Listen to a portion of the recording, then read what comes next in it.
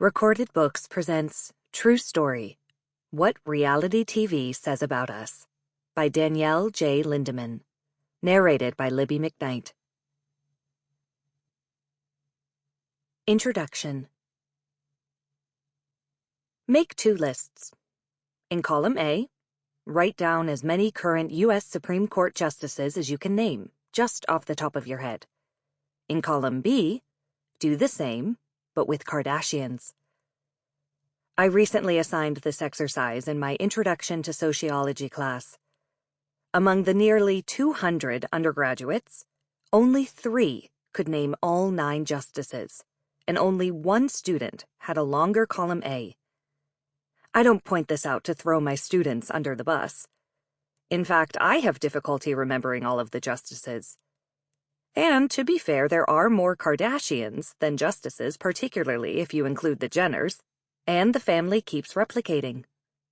Still, when more students at an elite university can name Kim Kardashian's children than can name Sonia Sotomayor, it's time to start taking reality TV seriously. The Real World, arguably the first reality TV show, debuted on MTV more than a quarter century ago. Since then, the genre has exploded, with 23 million people watching Darva Conger and Rick Rockwell get hitched on Who Wants to Marry a Multimillionaire, and upward of 51 million tuning in for Survivor's Season 1 finale in 2000. In 2010, American Idol was drawing more than 25 million viewers per episode, a number equal to the entire populations of Missouri, Maryland, Wisconsin, Minnesota, and Colorado combined, and more than the entire population of Australia. Of the top 400 shows to air on U.S. television in 2017, 188 of them were reality TV.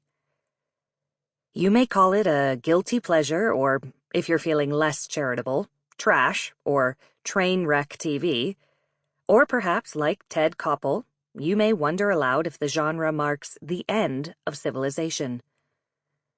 The truth is that vastly more of us are watching reality TV than not, and those who avert their eyes are still haunted by its apparitions.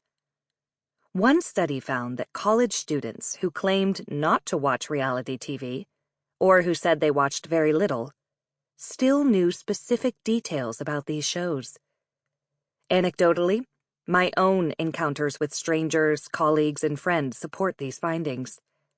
A new acquaintance, for instance, declared that he doesn't watch reality TV, moments later clarifying that he had only seen the Anna Nicole Show, Logo's Fire Island, and all of RuPaul's Drag Race, obviously.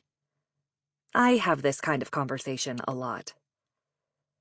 But even for those who really don't watch, knowledge of these programs has become part of the cultural ether. It reaches us in unavoidable fragments, product lines, Instagram posts, advertisements, snippets of conversation, reference in scripted media, and intersections with news and politics. It infuses our own personal realities, leaving even highbrow consumers and skeptics with the hazy mental images of a New Jersey housewife flipping a table and a man extending an index finger to punctuate the words, "You're fired." Why should we care about reality TV? An often ridiculed form of entertainment, seemingly marginal to the serious business of life, reality TV is, in fact, a pop cultural touchstone that illuminates our everyday experiences and can help us to make sense of complex social forces. The genre is a funhouse mirror, to be sure, but one that powerfully reflects the contours of our social world.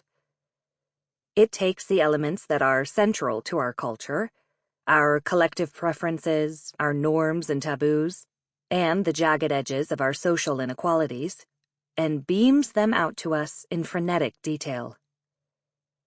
The idea that pop culture can teach us about ourselves is nothing new. Media researchers have long suggested that television reflects our Sample complete. Ready to continue?